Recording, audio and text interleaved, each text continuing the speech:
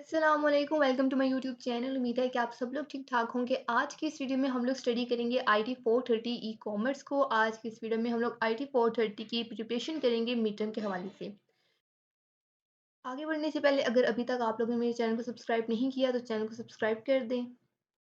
आज की इस वीडियो में मैंने आईटी 430 के जितने भी इंपॉर्टेंट एमसीक्यूज हैं, इंपॉर्टेंट क्वेश्चंस हैं, आई जो एचटीएमएल के इंपॉर्टेंट टैग्स हैं, वो तमाम के तमाम आप लोगों के साथ आज की इस वीडियो में शेयर किए हैं। इंशाल्लाह आज की वीडियो देखने के बाद आप लोग इस काबिल हो जाएंगे कि आप लोग अपने आईटी 430 का जो मिड टर्म का पेपर है उसको बहुत ही अच्छे तरीके से अटेम्प्ट कर पाएंगे।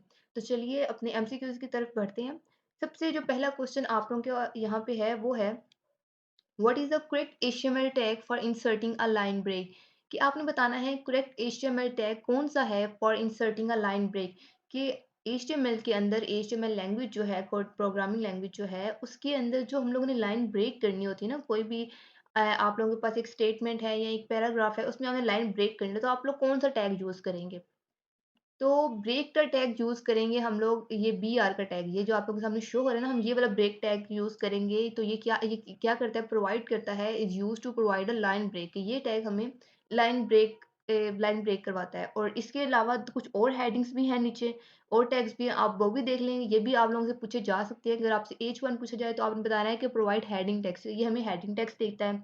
यहाँ पे लाइन ब्रेक का था तो हमने बीआर लगाया। हेडिंग का होता, हेडिंग टेक्स्ट का पूछे तो हम लोग हेडिंग लगाते। बोल्ड टेक्स्ट के लिए हम लोग बोल्ड का टैग यूज़ करते हैं। इटैलिक टेक्स्ट के लिए हम लोग इटैलिक का टैग यूज़ करते हैं। अंडरलाइन टेक्स्ट के लिए हम लोग यू का टैग यूज़ करते हैं। और रीसेट का टैग हम तब यूज़ करते हैं जब हम लोगों ने फॉर्म में से जो टेक्स्ट होता है उसको रिमूव करना हो। उम्मीद है आप लोगों को समझ आई होगी। तो इसका जो करेक्ट ऑप्शन है वो है ब्रेक का टैग। जी, तो जो नेक्स्ट हमारे पास एमसीक्यूज़ है, एमसीक्यूज़ नंबर 2 वो है, if we leave out the target attribute in frame tag and link was clicked, the document load into the window. कि यहाँ पे बात ये हो रही है कि अगर हम लोग बगैर टारगेट एट्रीब्यूट के, अगर हम लोग फ्रेम टैग में कोई भी लिंक हम लोग लगाते हैं और उसको हम लोग क्लिक करते हैं ना, तो डॉक्यूमेंट जो है हमारा वो किस विंडो में लोड होगा। सिंपल सी बात है कि अगर आप लोग कोई भी टारगेट एट्रीब्यूट नहीं ना लगाते फ्रेम टैग में, आप लोग जब लिंक बना रहे होते हैं, तो उससे ये होता है कि आप लोगों का जो लिंक होता है ना, जो किसी भी वेबसाइट का अगर आप लोगों ने लिंक दिया है और आपने उस पे टारगेट एट्रीब्यूट नहीं लगाया, तो आप लोग जब उस लिंक पे क्लिक करेंगे, तो आप लोगों का वो जो लिंक है आपकी उसी विंडो में ओपन होगा, जिस विंडो को आप लोगों ने, या उसी टैब में ओपन होगा जो आप लोगों ने ओपन किया होगा ऑलरेडी। लेकिन अगर आप लोग उसी लिंक के अंदर आप लोग एंकर टैग या जो आप लोग लिंक क्रिएट कर रहे थे उसके अंदर अगर आप लोग टारगेट एट्रीब्यूट को अप्लाई कर देंगे, तो फिर आप लोग जब लिंक के ऊपर क्लिक करेंगे तो आप लोगों का जो लिंक है, आप लोगों का जो आप लोगों ने लिंक दिया होगा किसी वेबसाइट का, वो एक न्यू टैब, न्यू विंडो में ओपन हो जाएगी। ठीक है? इसके सामने आप लोगों को लिखा हुआ भी नज़र आ रहा होगा। ये देखें, if we leave out the target attribute in the anchor tag and link is clicked, the default behavior is to load the link document in the same window, जो मैंने अभी बात की। अब मैं आप लोगों को मज़ीद इसका जो है ना, आप लोगों को एचटीएमएल के थ्रू समझाती हूँ। यहाँ पे हम लोग एचटीएमएल की बात करें, आप लोगों की जो बुक है आईटी 430 ई कॉमर्स, ये बेसिकली एचटीएमएल प्रोग्रामिंग के ऊपर रिलेट करती है। तो इसके अंदर आप लोगों को बहुत ज़्यादा एचटीएमएल, मतलब है ही एचटीएमएल से रिलेटेड। आप लोगों के तमाम जो क्वेश्चंस आएँगे, एमसीक्यूज़ आएँगे, प्रोग्राम्स आएँगे, वो एचटीएमएल से रिलेटेड आएँगे। तो आप लोगों का एचटीएमएल को सीखना बहुत ज़रूरी है। मैंने इसी के लिए मज़ीद एचटीएमएल के ऊपर एक पूरी वीडियो, एचटीएमएल के टैग्स के ऊपर यानी प्रोग्रामिंग के ऊपर एक पूरी वीडियो बना के ऑलरेडी अपलोड कर चुकी हूँ। उस वीडियो का मैं लिंक आपको डिस्क्रिप्शन में दे दूँगी। अगर आप लोगों को कुछ मज़ीद समझने की, अगर आप लोग चाहते हैं कि आज की वीडियो के बाद कि मैं थोड़ा मज़ीद एचटीएमएल को मज़ीद समझूँ या पढ़ूँ, स्टडी करूँ, तो आप लोग वो वीडियो भी देख सकते हैं। अगर आपने वो वीडियो देख ली तो आप लोगों के जितने भी आईटी 430 से रिलेटेड एमसीक्यूज़ होंगे, शॉर्ट क्वेश्चन होंगे या कोई कांसेप्ट आप लोगों का क्लियर नहीं होगा, तो उस वीडियो को देखने से आप लोगों का वो क्लियर हो जाएगा। ठीक है? लेकिन मैं कोशिश करूँगी आप लोगों को मैं यहीं यहाँ पे ही सारे के सारे जो आप लोगों के कंसेप्ट है वो क्लियर करवा दूँ। लेकिन आप लोग मेरे मशवरे के मुताबिक वो वीडियो भी ज़रूर देखिएगा, ताकि आप जितने भी टैग्स वगैरह रह जाएँगे एचटीएमएल के, वो आप लोगों के वहाँ से क्लियर हो जाएँगे। तो शुरू करते हैं। एचटीएमएल का जो प्रोग्राम है, आप लोगों को पता होना चाहिए कि एचटीएमएल का जो सिंटैक्स होता है, यानी कि एचटीएमएल को शुरू करना, वो हम लोग कहाँ से करते हैं। फर्स्ट टैग हम लोग एचटीएमएल का यहाँ से लगाते हैं, डॉक टाइप का टैग लगाते हैं और एचटीएमएल का टैग।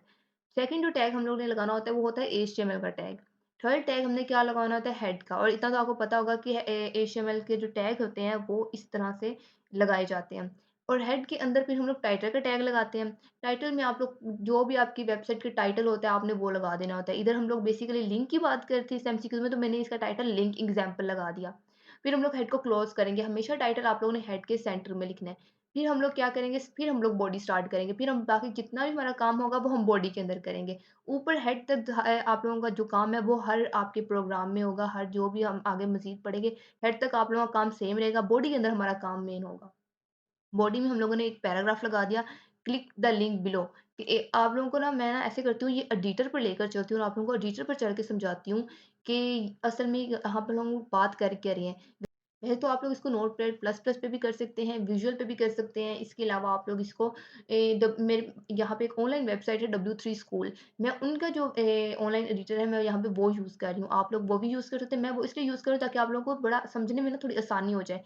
तो चलिए ये वाला जो प्रोग्राम है ना मैं आपको वहाँ चल के समझाती हूँ कि यहाँ पे हम लोग बेसिकली बात कर क्या रहे हैं। जी, तो ये देखिए मैं यहाँ पे एडिटर पर आ गई हूँ, W3 स्कूल के एडिटर पे। यहाँ मैंने वो वाला प्रोग्राम टाइप कर लिया, पेस्ट कर लिया, ठीक है? यहाँ तक मैं, लगता है बात सेम रहेगी। आगे हम लोगों ने एक पैराग्राफ लिख लिया। जब भी हमने कोई पैराग्राफ लिखना होता है तो हम इसे पी के टैग के साथ लिखते हैं। तो पी का टैग लगाया, उसके बाद हमने लिख दिया क्लिक द लिंक बिलो। ये आप लोगों को ऊपर नज़र आ रहा होगा, क्लिक द लिंक बिलो। ये टैग हम लोगों ने प्री पैराग्राफ के अंदर लिखा। फिर हम लोग अब बात करेंगे लिंक की, जो हम लोग पहले बात करते थे। लिंक हमेशा आप लोगों ने एंकर टैग के साथ लगाना होता है, यानी ए का टैग, ये एंकर टैग लिंक के लिए यूज़ किया जाता है। आप लोगों ने एंकर टैग लगाना है, उसके अंदर ही आप लोगों ने रेफरेंस देना है। रेफरेंस किसका देना है? उस वेबसाइट का देना है जिसकी जो जिसका आपने लिंक लगाना है, जो आपने लिंक ओपन करवाना है। आपने रेफरेंस दिया, आप मैंने यहाँ पे हाइपरटेक्स्ट ट्रांसपोर्ट प्रोटोकॉल www.aliexpress.com लगा दिया। इतना लगा के अब साथ ही एंकर टैग को क्लोज़ कर देना है। एंकर टैग के अंदर ही आप लोगों ने लिंक का रेफरेंस देना है। टैग क्लोज़ करते ही आप लोगों ने फिर यहाँ पे लिखना है कि आप जब जो ये चीज़ आप लोगों की ब्राउज़र पे शो नहीं होगी, लेकिन जो यहाँ पे आप लिखेंगे ना, ये चीज़ आपके ब्राउज़र पे शो होगी, ताकि जब आप इसके ऊपर क्लिक करेंगे तो आप लोगों को ये वाली जो लिंक आपने दिया होगा ना एंकर टैग के अंदर, ये ओपन हो जाएगा। अब आपने यहाँ लिखना है click here to visit aliexpress.com। फिर साथ ही आप लोग एंकर टैग का भी टैग को क्लोज़ कर देंगे। फिर आप लोगों ने जो बॉडी का टैग लगाया था उसे क्लोज़ करेंगे और HTML का जो टैग लगाया था उसे भी क्लोज़ करेंगे। आप लोगों ने टैग्स लाज़मी क्लोज़ करने हैं। तो अब आप लोग जब इसे रन करवाएँगे तो कुछ इस तरह से आप लोगों के सामने आउटपुट आएगी। अब आप लोगों को नज़र आ रहा होगा यहाँ पे, जब मैं लेके जा रही हूँ तो कर्सर किस तरह का होगा, click here to visit aliexpress.com, एक लिंक क्रिएट हो चुका है। अब जब मैं इस लिंक के ऊपर क्लिक करूँगी तो देखिए कोई न्यू मतलब टैब या विंडो ओपन नहीं हुई, वही विंडो ऑन है। लेकिन अगर मैं यहाँ पे एट्रिब्यूट लगा देती, ये देखिए मैंने जैसे क्लिक किया है, ये ओपन नहीं ना हो रही। तो लेकिन जब मैं यहाँ पे एट्रिब्यूट लगा देती तो ये एक न्यू विंडो में जाके ओपन होनी थी, मतलब ये टैब है ना, तो इधर जाके ओपन हो जाना था ये वाला लिंक। इधर आप लोग कोई भी ये देखें यहाँ पे अब ये इसने रिस्पॉन्स किया इस वेबसाइट ने, तो ये इसी विंडो में ओपन हो गया। लेकिन अगर हम लोग टारगेट एट्रीब्यूट लगाए तो ये नेक्स्ट विंडो में ओपन होती। तो बस ये बात समझने वाली इसमें इतनी सी थी। नेक्स्ट टाइम से इस तरफ मूव करते हैं। इसका जो करेक्ट ऑप्शन होगा वो इन द सेम पेज है, कि हम लोगों ने कोई टारगेट एट्रीब्यूट अप्लाई कर नहीं किया, तो फिर ये सेम पेज में ओपन होगा। नेक्स्ट है आप लोगों के पास in style sheet, how do you add a background colour for all H1 is equal to element. अब यहाँ पे आपने बताना है कि अगर आप लोगों ने to add a background colour for all H1 element using CSS casting style sheet, you can use the background color property here, you can do it। इस एमसीक्यूज़ में वो हमसे ये पूछ रहे हैं कि अगर आप लोगों ने एक स्टाइल शीट के अंदर आप लोगों ने किसी भी अपने मतलब आप लोगों की ना एक HTML लैंग्वेज होती है, एक CSS लैंग्वेज होती है। आप लोग HTML के साथ CSS लैंग्वेज को यानी CSS स्टाइल शीट को अटैच करते हैं लिंक के थ्रू। अब वो कह रहे हैं कि CSS में जब हम लोगों ने किसी हेडिंग को, मतलब जहाँ पर उन्होंने हेडिंग 1 दी हुई है, कि अगर हम लोगों ने जो अपने CSS यानी स्टाइल शीट में हेडिंग 1 के बैकग्राउंड कलर को चेंज करना होगा या उसमें कोई ऐड करना होगा बैकग्राउंड कलर, तो हम लोग कैसे करेंगे CSS में। तो सीएसएस में हम लोग ये वाला टैग यूज़ करके करेंगे। एच वन का टैग लगाएँगे, क्योंकि हमने H1 के टैग का कलर बैकग्राउंड चेंज करना। सिंपल H1 लिखेंगे, कर्ली ब्रैकेट्स लगाएँगे। अब यहाँ टैग नहीं यूज़ होगा, क्योंकि सीएसएस में टैग नहीं यूज़ होता, यहाँ कर्ली ब्रैकेट्स यूज़ होती है। हम लोग इस H1 का टैग लगा के कर्ली ब्रैकेट लगाएँगे और बैकग्राउंड कलर लगा देंगे। सीधा-सीधा बैकग्राउंड कलर लगाएँगे और यहाँ पे ये असल में हेक्साडेसिमल फॉर्म में यहाँ पे कलर लिखा हुआ है। आप लोग इसकी जगह जो भी आप लोगों का फ़ेवरेट कलर होगा या जो आपने कलर लगाना होगा, आप वो कलर लगा सकते हैं, ठीक है? और साथ ही आप लोगों ने इसको यहाँ से कर्ली ब्रैकेट क्लोज़ कर देनी है। यहाँ पे ये वैसे लिखा गया है कि replace F0 with the colour of your choice, कि आप लोग अपनी मर्ज़ी से भी यहाँ पे कलर ऐड कर सकते हैं। यहाँ पे इसका जो करेक्ट आंसर बनेगा वो ये ऑप्शन नंबर सी बनेगा। कि आप लोगों ने पहले H1 लिखना है, फिर कर्ली ब्रैकेट्स लगा के बैकग्राउंड कलर लगा देना और कोलन लगा के आप लोगों ने हैशटैग हेक्साडेसिमल की फॉर्म में कलर लिखना है और कर्ली ब्रैकेट्स को क्लोज कर देना है। तो ऑप्शन नंबर सी आप लोगों के पास करेक्ट आएगा। नेक्स्ट एमसीक्यू है आप लोगों के पास, what are the 3 method for using style sheet with the web page. कि 3 मेथड कौन से हैं स्टाइल शीट को यूज़ करने के वेब पेज के साथ। तो 3 ways to insert CSS, 3 ways of inserting a style sheet, 3 ways होते हैं, एक एक्सटर्नल स्टाइल शीट, एक इनलाइन स्टाइल शीट, एक इंटरनल स्टाइल शीट। तो यहाँ पे जो ऑप्शन नंबर आप लोगों के पास बी है वो करेक्ट है, इनलाइन, एम्बेडेड और डॉक्यूमेंट लेवल एंड एक्सटर्नल। ये 3 आप लोगों के पास मेथड यूज़ होते हैं for style sheet with a web page. Next MCQs है border width specifies the width of all border in which the following order. ये आपने बताना है कि जो बॉर्डर विड्थ है स्पेसिफाई करती है विड्थ को, विड्थ ऑफ ऑल बॉर्डर किस ऑर्डर में स्पेसिफाई करती है विड्थ को, बॉर्डर विड्थ में। तो border top width, border right width, border bottom width, bottom left width. Mean के टॉप राइट बॉटम लेफ्ट इस फॉर्म में, टॉप राइट बॉटम लेफ्ट इस आप लोगों के इस ऑर्डर के साथ बॉर्डर विड्थ जो है स्पेसिफाई करती है बॉर्डर की विड्थ को। इसी तरह इसका जो करेक्ट ऑप्शन है वो सी है। इस तरह सेम अगर हम बॉर्डर स्टाइल की बात करें, specify the style of border with the following order, तो ये भी टॉप राइट बॉटम लेफ्ट के ऑर्डर के साथ ही आप लोगों की जो बॉर्डर का स्टाइल होता है उसे स्पेसिफाई करता है बॉर्डर स्टाइल में। तो इसका जो करेक्ट ऑप्शन है वो ऑप्शन नंबर ए है। नेक्स्ट एमसीक्यूज है in JavaScript you can reference an array in an array using, for example if you have an array named my array, you can reference the first element in the array using my array 0, the second element using my array 1 and so on। तो देखें यहाँ पे इन्होंने ये वाला जो close bracket है ये वाली यूज की गई है, तो इसका जो करेक्ट ऑप्शन होगा my array entry. Option number B इसका करेक्ट है। नेक्स्ट एमसीक्यूज है which structure query language statement is use to insert new data in a database.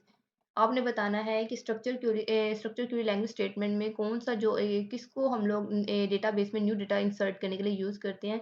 तो we can use insert statement of structure query language in order to insert certain data in the database, यानी कि हम लोगों का जो पास correct option है वो है इंसर्ट इनटू के ऑप्शन को हम लोग यूज करते हैं। नेक्स्ट एमसीक्यूज है IIS stand for, IIS stand for है आप लोगों के पास इंटरनेट इंफॉर्मेशन सर्वर। तो आप लोगों के पास यहाँ बहुत सारे मैंने यहाँ पे एप्लीकेशंस लिखे हुए हैं, आप लोगों ने सारे के सारे याद करने हैं। आप लोगों से इनमें से कोई भी पूछा जा सकता है, तो आप लोगों ने कोई मिस नहीं करना, ये सारे याद करने हैं आप लोगों ने। तो इसका करेक्ट ऑप्शन है internet information server. Next MCQ है आप लोगों के पास marquee tag creates a dash scrolling display, static display, frame display या पैनल डिस्प्ले। तो text that we put between marquee and marquee के दरमियान, मतलब और ये मार्क्यू का टैग यहाँ पे क्लोज हो गया, tag scroll across the screen. तो इसको हम लोग स्क्रॉलिंग डिस्प्ले के लिए यूज करते हैं मार्क्यू को, जो आप लोगों ने अक्सर देखा होगा वेबसाइट के ऊपर एक मार्क्यू चल रहा होता है, तो इसको हम लोग स्क्रॉलिंग डिस्प्ले के लिए यूज करते हैं। ऑप्शन नंबर ए इसका करेक्ट है। नेक्स्ट एमसीक्यू से कार एट, आप लोगों को char at is the function method of dash string object, data object, time object या एरे ऑब्जेक्ट। तो करेक्टर एट्रीब्यूट जो फंक्शन है मेथड का, ये है स्ट्रिंग ऑब्जेक्ट का। तो ये आप लोगों ने याद कर लेना है, character attribute the function method of string object. Next MCQ है which is the correct syntax to display images in HTML specification. यहाँ आप लोगों ने अब बताना है कि एचटीएमएल के अंदर इमेज को डिस्प्ले करने के लिए करेक्ट सिंटैक्स उसका क्या होता है, करेक्ट टैग क्या होता है उसका सिंटैक्स। सिंटैक्स आपने बताया है the correct syntax to display image in HTML is, पहले आप लोगों ने इमेज लिखना होता है शॉर्ट फॉर्म में, फिर आपने सोर्स देना होता है इमेज का और पिक्चर का फाइल नेम। मतलब आपने कोई जो आपके पास पिक्चर होगी, कोई भी पिक्चर होगी, आप लोगों ने वो ब्राउजर से सेव किया है और सेव करके आपने जिस भी नेम से उसको सेव किया, आप लोगों ने आप लोगों के किस सोर्स से पढ़ी है, डेस्कटॉप पे पढ़ी है, डॉक्यूमेंट फाइल में पढ़ी है, पिक्चर्स में पड़ी है, जो भी आप लोगों का उसका जो एड्रेस होगा आप लोगों ने उस फाइल का, जिस भी नाम से आपने उसे सेव किया, यानी पिक्चर डॉट जेपीजे के नाम से आपने उसे सेव किया, तो आप लोगों ने वो यहाँ पे लिख देना है। तो आप लोगों का जो एचटीएमएल के अंदर आप लोगों की जो पिक्चर है वो ब्राउजर में डिस्प्ले हो जाएगी। तो इसका जो करेक्ट आंसर है वो है image source picture file name. Next आप लोगों के पास एमसीक्यूज है वो है to insert a JavaScript into an HTML page which tag is used। ये अगर हम लोग ने HTML पेज में जावास्क्रिप्ट को ऐड करना है तो कौन सा टैग हम लोग यूज करेंगे, तो स्क्रिप्ट का टैग यूज करेंगे जब हम लोगों ने जावास्क्रिप्ट को HTML में ऐड करवाना होता है। तो इसका जो करेक्ट ऑप्शन है वो है ऑप्शन नंबर सी। जी तो नेक्स्ट एमसीक्यूज है हमारे पास वो है HTML is abbreviation of dash. HTML का एब्रीविएशन क्या है, तो HTML का जो एब्रीविएशन है वो है hyper text markup language. So web documents are defined by the hypertext markup language. It is the language of tags. A tag is a special letter or keyword enclosed in angular brackets. Next time इसका जो correct option है वो option number B है। Next move करते हैं, consider the following code. आप लोगों के पास एक कोड दिया गया है, variable string number 1 is equal to 1 2 3, variable string 2 is equal to 1 2 3। Alert हमने लगा दिया स्ट्रिंग 1 प्लस स्ट्रिंग 2 को। तो इसका ऑप्शन नंबर कौन सा करेक्ट होगा? 1 2 3 2 4 6 2 4 6 1 2 3 1 2 3 exception. So this is because the plus operator concatenates the two string together, resulting in 1 2 3 plus 1 2 3 which equal to 1 2 3 plus 1 2 3। तो इसका ऑप्शन नंबर जो सी होगा वो करेक्ट होगा। नेक्स्ट मूव करते हैं, which of these is the correct HTML code for creating a reset button. आपने अब यहाँ पे ये बताना है एचटीएमएल कोड में अगर हम लोगों ने रीसेट बटन लगाना है या क्रिएट करना है तो उसके लिए करेक्ट सिंटैक्स या करेक्ट एचटीएमएल कोड कौन सा होगा। तो एचटीएमएल टैग्स आप लोगों के सामने मैं यहाँ पे शो कर रही हूँ। मुख्तलिफ एचटीएमएल टैग्स हैं, एक रीसेट बटन है, टेक्स्ट फील्ड है, रेडियो बटन है, चेक बटन है, सबमिट बटन है, पास बटन है। यहाँ पे हम लोग रीसेंट बटन की बात करें तो रीसेंट बटन का जो एचटीएमएल कोड है वो है input type is equal to reset. Simple आप लोगों ने इनपुट टाइप लगानी है और रीसेट लगाना है तो आप लोगों का जो रीसेट बटन है वो क्रिएट हो जाएगा। इस तरह अगर हम लोग टेक्स्ट फील्ड की बात करें तो input type is equal to text आ जाएगा। रेडियो फील्ड की रेडियो बटन की बात करें तो इनपुट टाइप रेडियो आ जाएगा। चेक बटन की बात करें तो इनपुट टाइप चेक आ जाएगा। सबमिट बटन की बात करें तो input type is equal to submit आ जाएगा और पास बटन की बात करें तो input type is equal to password आ जाएगा। तो ये कुछ एचटीएमएल टैग्स थे, ये आप लोग याद कर लीजिएगा, आप लोगों से कुछ भी पूछा जा सकता है। तो इसका जो करेक्ट ऑप्शन है वो है input type is equal to reset, value क्या है? रीसेट है। नेक्स्ट एमसीक्यूज की तरफ मूव करते हैं। They specify the amount of space between the edges of the cell and the text inside.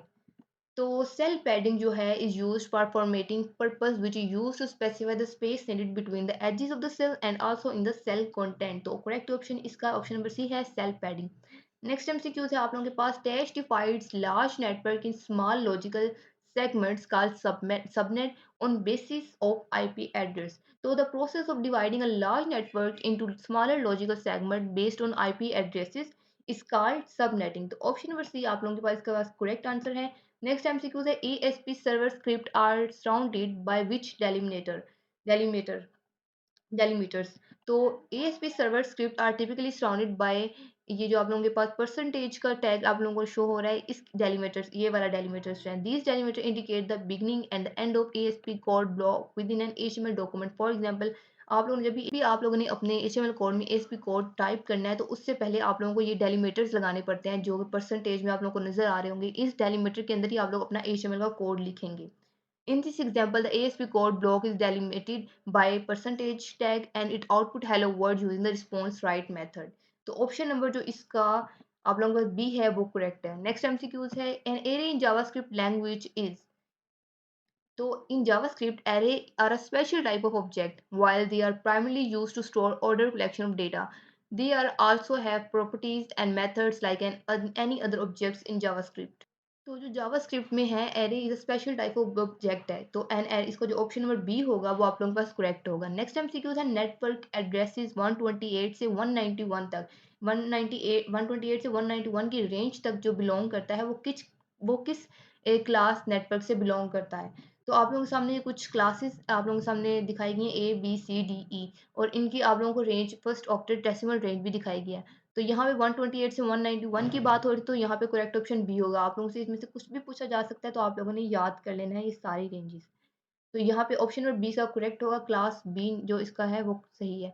Next MCQ है, what is the correct HTML for making a hyperlink. अब यहाँ पे बात हो रही है कि अब आपने बताना है कि एचटीएमएल में करेक्ट एचटीएमएल टैग कौन सा है या करेक्ट एचटीएमएल कोड कौन सा है हाइपरलिंक बनाने के लिए। हाइपरलिंक बेसिकली हम लोग एंकर टैग को बोलते हैं, लिंक को बोलते हैं। तो लिंक हमेशा एंकर टैग में यूज होता है।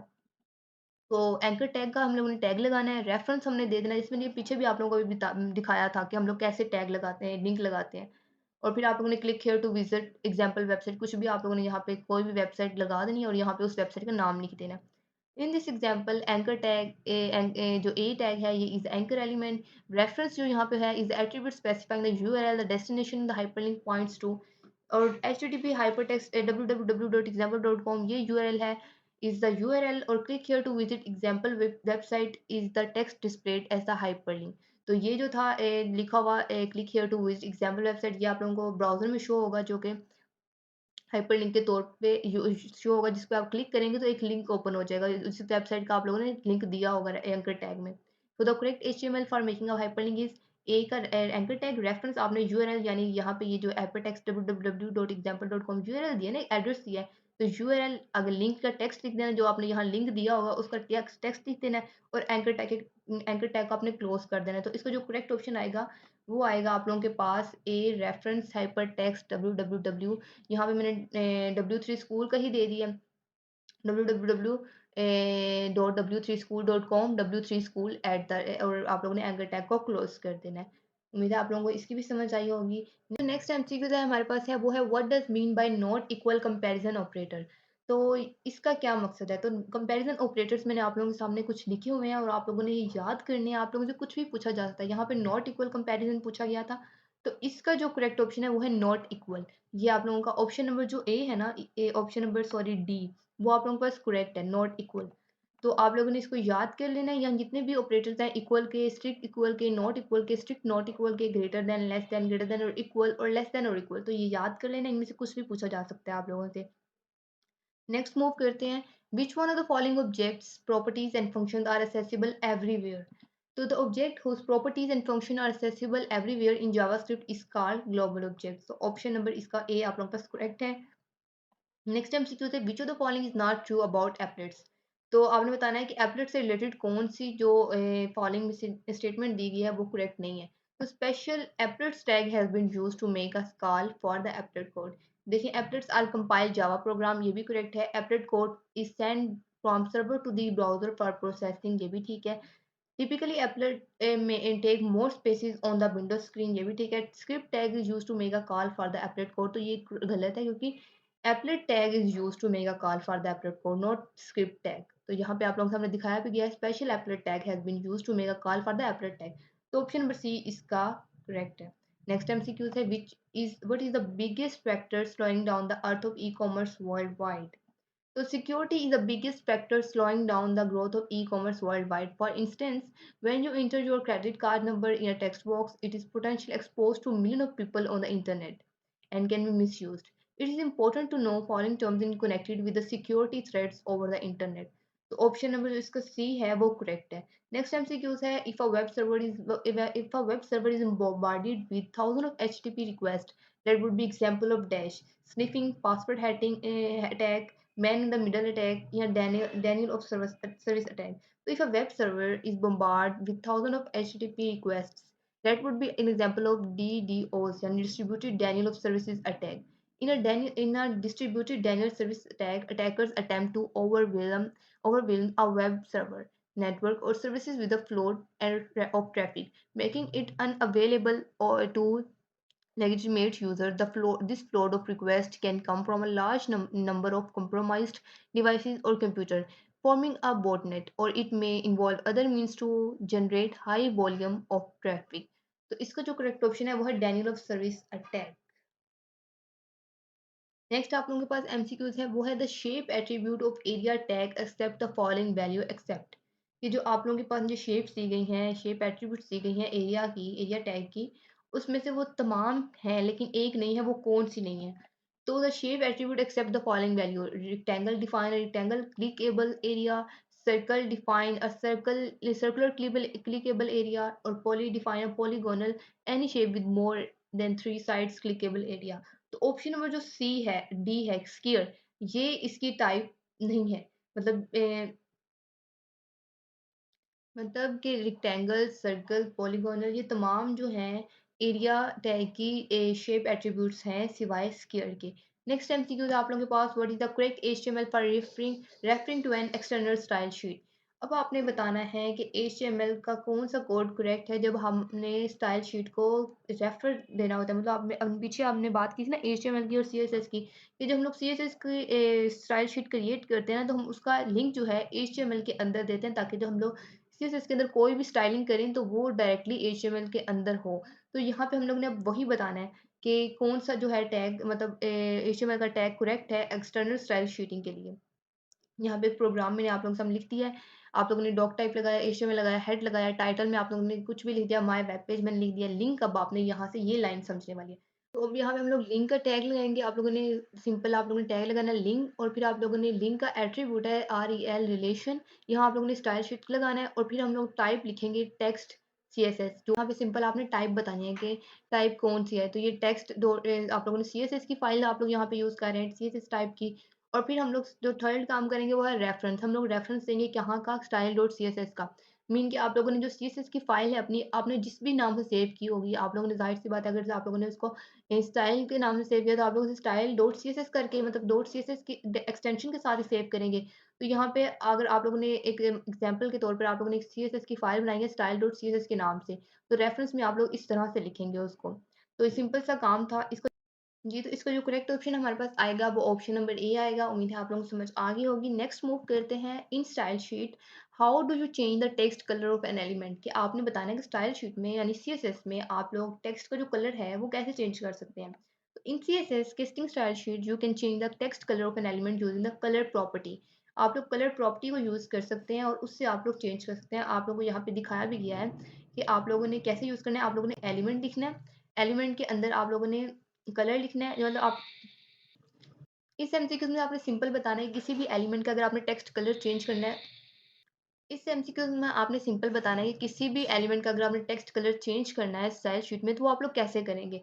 आप लोगों ने सिंपल क्या करना है, आप लोगों ने यहाँ पे in CSS casting style sheet you can change the text colour of an element using the colour property. आप लोग कलर प्रॉपर्टी को यूज़ करके आप लोग केस्टिंग स्टाइल शीट के अंदर सीएसएस के अंदर कलर चेंज कर सकते हैं। आप लोगों ने सिंपल एलिमेंट लिखना है, क्योंकि आप लोग किसी भी आप लोग किस भी एलिमेंट का अगर आप लोग चेंज कर रहे हैं, पैराग्राफ का कर रहे हैं, हाइडिंग का कर रहे हैं, एलिमेंट का कर रहे हैं, एलिमेंट लिखे, कर्ली ब्रैकेट्स लगानी है, कलर लिखना है सिंपल, और वैल्यू कलर यहाँ पे आप लोगों ने कलर का नाम लिखना है जो भी कलर का आप लिखेंगे। और जिसमें मैंने आपको पीछे दिखाया ना हैशटैग F0 वो वाला, आप आप वो भी यूज़ करोगे और साथ ही आपने कर्ली ब्रैकेट्स क्लोज कर देने हैं। तो ये सिंपल सा इसका था। तो इसका जो ऑप्शन नंबर ए बी है वो करेक्ट है। नेक्स्ट एमसीक्यूज है आप hypertext transfer protocol colon double slash cs dot vu dot education is an example of. तो ये किसकी एग्जांपल है। तो ये जो है 2 जोन डोमेन नेम है, 3 जोन जोन डोमेन नेम है, या 4 या 5। तो इसके अंदर ये एग्जांपल है 2 जोन डोमेन नेम की। इनमें कितनी डोमेन यूज की गई है, एक cs यूज की गई है, एक विजू डोमेन नेम यूज की गई है। ये cs is second level domain है और जो विजू है ये टॉप लेवल डोमेन है। सो इसके अंदर 2 ज़ोन डोमेन नेम यूज़ की गई है। ऑप्शन नंबर जो इसका बी है, सॉरी ए है, वो करेक्ट है। नेक्स्ट एमसीक्यू है आप लोगों के पास TCP IP consist of dash layer. तो टीसीपी आईपी जो है वो कंसिस्ट करती है 4 लेयर्स पे, application layer, transport layer, internet layer, link layer. Next option number A correct है। जी, तो जो नेक्स्ट एमसीक्यूज है वो है the control statement on a while loop is tested.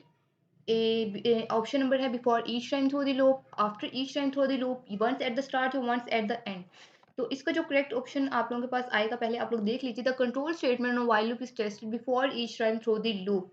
This means that before entering the loop body, the condition specified in the while loop is evaluated. If the condition is true, the loop body is executed. If the condition is false, the loop terminates without executing the body. तो इसका जो option number ए है वो correct होगा कि before each time through the loop. MCQs की तरफ move करते हैं। Choose the correct HTML tag to make a text italic. यहाँ पे आप लोगों ने बताना है करेक्ट एचटीएमएल टैग कौन सा है अगर हम लोगों ने किसी भी टेक्स्ट को इटैलिक करना हो तो। और इसमें आप लोगों को मुख्तलिफ टैग्स आप लोगों के सामने शो किए गए, मैंने आप लोगों को पहले भी ये दिखाए थे। तो आप लोगों ने ये सारे याद कर लेने, आप लोगों से कुछ भी पूछा जा सकता है इनमें से। तो ऑप्शन नंबर जो बी है वो करेक्ट है। ये इटैलिक टैग करने के लिए हम लोग आई टैग को यूज़ करते हैं। नेक्स्ट एमसीक्यू से dose is a type of attack and it stand for. तो डोज का जो स्टैंड फॉर है वो Daniel of services. Next MCQ की तरफ मूव करते हैं। ऑप्शन नंबर ए करेक्ट है। फायरवॉल इज यूज फॉर, कि फायरवॉल किस लिए यूज होता है। तो ऑप्शन नंबर बी है वो हमारे पास करेक्ट होगा, protection against security attack. Next move करते हैं। Which protocol is used for downloading messages to client machine from server? SMTP, POP3, IMAP या POP3 and IMAP. So the protocol used for downloading message to a client machine from a server to POP3, Post Office Protocol version. So while IMAP जो है is also used for accessing emails from a server, POP3 is specially designed for downloading a message to a client machine. तो इसके लिए बॉप 3 जो है वो use किया जाता है। तो ऑप्शन नंबर जो इसका बी है बॉप 3 वो करेक्ट है। नेक्स्ट एमसीक्यूज की तरफ मूव करते हैं। जी, तो जो नेक्स्ट एमसीक्यूज है हमारे पास वो है what does the target top tag perform. कि जो टारगेट टॉप टैग है वो क्या परफॉर्म करता है, load the new page into the same frame, या load the new page into the entire window, या load the new page into a new browser window, या ऑल ऑफ द अबव। पहले हम लोग जो पहले एमसीक्यूज पढ़ा था उसमें हम लोग टारगेट एट्रीब्यूट की बात करते हैं, क्योंकि टारगेट एट्रीब्यूट ना लगाएं तो क्या होता है। अगर ना लगाएं तो हमारा जो लिंक है उसी वेबसाइट उसी ब्राउज़र में ओपन सॉरी उसी विंडो में ओपन होती है जिसमें हम लोगों ने ऑन की पहले से ही हम लोग मौजूद होते हैं। अब यहाँ पे कुछ टारगेट की स्पेसिफिकेशंस आ गई हैं मज़ीद। और उन एट्रीब्यूट की वैल्यूज़ आ गई और डिस्क्रिप्शंस आ गई हैं। तो अब आप हम लोगों ने ये देखना है, पहले खाली एट्रीब्यूट था, अब एट्रीब्यूट के 4 मज़ीद आ गए हैं। Attribute top, attribute blank, attribute self, attribute parent. तो अब यहाँ पे वो हमसे एट्रीब्यूट टॉप के बारे में पूछेंगे। एट्रीब्यूट टॉप अगर हम लगाएँगे तो फिर क्या होगा HTML के अंदर? So the target top attribute is used in HTML anchor tag is specified that the link document should be loaded into the full original window replacing any frame that may be exist. तो इसके अंदर so the correct option is load the new page into the entire window. Option number जो B है सब correct है। नीचे जो 4 और दिए गए हैं, टॉप, ब्लैंक, सेल्फ, पेरेंट, आप लोगों ने ये भी देख लेना है। टॉप है तो open the link document the full body of the window. Blank है open the link document in the new window. अगर हम ब्लैंक लगाएंगे तो वो न्यू विंडो में ओपन होगा। अगर हम सेल्फ लगाएंगे तो ओपन द लिंक डॉक्यूमेंट वो खुद के अंदर ही ओपन होगा जहाँ हम लोग ऑलरेडी मौजूद होंगे। और parent open the link document in the parent frame. तो इसका जो ऑप्शन नंबर बी है वो करेक्ट है। नेक्स्ट एमसीक्यू है आप लोगों के पास, the mode of business in which the process of buying, selling और exchanging of product is done via internet is termed as e-commerce. The mode of business in which the process of buying, selling or exchange product is done via the internet is termed as e-commerce and electronic commerce. Option number B C आप लोगों में इसका correct option है जी। तो जो नेक्स्ट MCQs है वो है which of the following the correct place to refer an external style sheet in HTML document. यहाँ वो आपसे ये पूछ रहे हैं कि एचटीएमएल में जो हम लोग एक एक्सटर्नल स्टाइल यानी कि सीएसएस हम लोग प्लेस करते हैं उसके लिए सबसे बेस्ट प्लेस कौन सी है, हम लोग किस जगह के अंदर उस स्टाइल शीट को रखेंगे। बॉडी सेक्शन में रखेंगे, एंड ऑफ द डॉक्यूमेंट रखेंगे, हेड सेक्शन में रखेंगे, टॉप ऑफ द डॉक्यूमेंट रखेंगे। तो हम लोग इसको क्या करेंगे, इसको हम लोग आप लोग इस ये देख रहे होंगे जो छोटा सा प्रोग्राम लिखा है इसके जरिए मैं आपको समझाती हूँ। जब भी हम लोग लिंक देते हैं ना दूसरे स्टाइल शीट का सीएसएस का, उसको हम लोग हेड लगाने के बाद टाइटल लगाते हैं और टाइटल के साथ ही नीचे हम लोग लिंक देते हैं, यानी कि हेड के अंदर ही उसका लिंक देते हैं, रिलेशन देते हैं, style sheet reference style dot CSS जो भी है। तो हमेशा हेड के अंदर देते हैं। तो ऑप्शन नंबर सी इसका करेक्ट आएगा। नेक्स्ट एमसीक्यूज है which of the following is not spotted by position property. तो among the option provided dynamic is not spotted by the position property in CSS के डायनामिक प्रॉपर्टी जो है वो spot नहीं करता। Position property in CSS spotted by the following.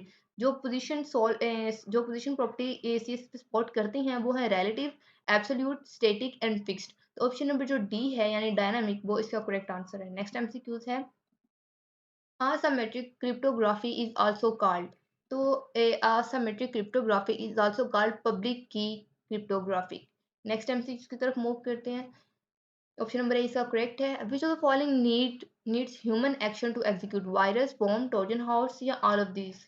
तो option among the option provided Trojan horse need human action to execute while viruses and bombs can spread and execute without human intervention. Trojan horse typically requires some form of human interaction to execute. This could involve tricking the user into running a malicious program, clicking on a harmful link, or opening a malicious email attachment। मतलब कि आप लोगों से यहाँ ये बात की जा रही है कि कौन सी ऐसा वायरस है जो कि इंसान के करने की वजह से होता है, कि मतलब हमारी वजह से हम लोग अगर किसी गलत लिंक को क्लिक कर देते हैं या फिर हम लोग कोई स्पैम ईमेल ओपन करते हैं, यानी कि हमारे ही एक्शंस की वजह से हमारा पीसी है, हमारा लैपटॉप है, उसके अंदर कौन सा ऐसी चीज़ है जो इंसान हमारी वजह से आ जाता है, ऐसा वायरस कौन सा है, तो वो ट्रोजन हॉर्स है। वायरसेस और वॉर्म्स जो है ये नहीं है। ट्रोजन हॉर्स इसका करेक्ट ऑप्शन है। नेक्स्ट एमसीक्यूज है but which would you not be able to do with CSS. इसमें आपने ये बताना है कि सीएसएस के साथ आप लोग गिवन ऑप्शन में से क्या नहीं कर सकते। ऐड टेक्स्ट नहीं कर सकते, या चेंज द बैकग्राउंड कलर नहीं कर सकते, या पोजीशन ऑफ द कंटेंट, या define the lock of your page in one place. तो बेसिकली हम लोग सब कुछ कर सकते हैं सिवाय ऐड टेक्स्ट के। ऐड टेक्स्ट तो हम लोग एचटीएमएल के अंदर ही करते हैं ना, स्टाइलिंग बस हम लोग सीएसएस के अंदर करते हैं। तो ऑप्शन नंबर जो ए इसका है वो करेक्ट है। नेक्स्ट एमसीक्यू है सेंड स्टैंड फॉर है आप लोगों के पास system administrator audit networks and security institute. और भी बहुत सारे यहाँ पे एब्रीविएशन आप लोगों के सामने दिए गए, आप लोगों ने सारे के सारे याद कर लेंगे। नेक्स्ट एमसीक्यू है आप लोगों के पास public key of the receiver is use to. तो the public key of the receiver जो यूज करता है encrypt of the message. In public key cryptography the public key of the receiver is use to encrypt the message. This encrypted message can then only be decrypted by the corresponding private key which is held securely by intended receiver। तो इसका जो correct option आप लोगों के पास यहाँ आएगा कि public की जो आप लोग रिसीवर की पब्लिक की होती है वो is use to encrypt of the message, इन मैसेज को इनक्रिप्ट करने के लिए यूज की जाती है। तो ऑप्शन नंबर बी जो है आप लोगों के पास वो करेक्ट है। नेक्स्ट एमसीक्यू मूव करते हैं। In dash attack, an attempt is made by the attacker to decrypt the message with every possible key. So the correct term for the attack where an attempt is made by the attacker to decrypt the message with the every possible key is की search attack. तो option number जो आप लोगों के पास ए है वो correct है, की सर्च अटैक। नेक्स्ट एमसीक्यूज है, an electronic chequebook device is the combination of. तो इलेक्ट्रॉनिक चेकबुक डिवाइस है जो टिपिकली ए कॉम्बिनेशन है सिक्योर हार्डवेयर एंड सॉफ्टवेयर। तो ऑप्शन नंबर जो सी है इसका करेक्ट है। नेक्स्ट एमसीक्यूज पर मूव करते हैं। Dash is not a data type in JavaScript. आप बताना है जावास्क्रिप्ट में अंदर कौन सा डेटा टाइप नहीं है। जो नल है वो डेटा टाइप नहीं है जावास्क्रिप्ट के अंदर। ऑप्शन नंबर डी इसका करेक्ट है। नेक्स्ट एमसीक्यूज है, LAN is stand for locality area network, long area network, logical area network या लोकल नेटवर्क। तो टोटल 3 आप लोगों के पास नेटवर्क्स होते हैं एरिया नेटवर्क, एक लैन है, एक वैन है और एक मैन है। तो लैन जो होता है लोकल एरिया नेटवर्क होता है, वैन जो होता है लैन जो होता है लोकल एरिया नेटवर्क है। बेसिकली ये एक सिर्फ ऑफिस या एक स्कूल की हद तक होता है, मतलब ये छोटा सा लोकल एरिया नेटवर्क होता है। जो मैन होता है ये मेट्रोपॉलिटन एरिया नेटवर्क होता है, ये बेसिकली एक सिटी को कवर करता है, इतना मतलब एरिया होता है। और जो वैन है ये वाइड एरिया नेटवर्क है, जितने भी सैटेलाइट्स वगैरह हैं ये सारे वाइड एरिया नेटवर्क में शामिल होते हैं। इसीलिए यहाँ पे लैन का जो स्टैंड फॉर है वो है local area network. Option number D आप लोगों के पास करेक्ट है। उम्मीद है आप लोगों को आज की वीडियो की समझ आई होगी, तमाम एमसीक्यूज की समझ आई होगी। आज की वीडियो आप लोगों के लिए थोड़ी सी भी हेल्पफुल रही होगी, तो आप लोगों ने चैनल को सब्सक्राइब जरूर करना है। इतनी और अगर आप लोगों को कुछ भी पूछना हो तो आप लोग कमेंट सेक्शन में मुझसे पूछ सकते हैं। अल्लाह हाफिज।